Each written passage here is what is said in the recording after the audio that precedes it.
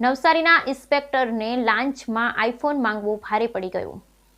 નવસારીના ઇન્સ્પેક્ટરને લાંચ પેટે આઈફોન માંગવો ભારે પડી ગયો છે. તેના પગલે તરત જ તેની સામે ફરિયાદ નોંધાવતા તેના પર પોલીસનો ફોન આવ્યો હતો. હવે તે જેલના સળિયા ગણી રહ્યો છે.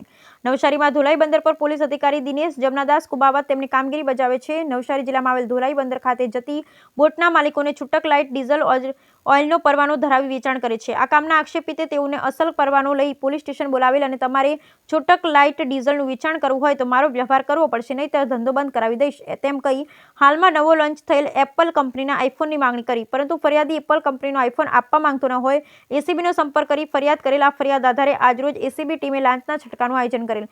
જે લાંચના છટકા દરમિયાન આક્ષેપિત દિનેશ જમનાદાસ કુબાવત પોલીસ ઇન્સ્પેક્ટર નાઓએ 1,44,900ની કિંમતનો આઈફોન મોબાઈલ સ્વીકારતા તેમની ધરપકડ કરવામાં આવી. નવસારી એસીબી પોલીસ સ્ટેશનના એસીબીનો ટ્રેપિંગ અધિકારી બીડી રાઠવાની સાથે એસીબી સ્ટાફ કુબાવતને પકડવાના છટકામાં સામેલ હતા. સુપરવિઝન અધિકારી તરીકે એસીબી સુરતના એકમના અધિકારી આર ચૌધરી હતા. Bureau report Sunil Ganjawala, Surat.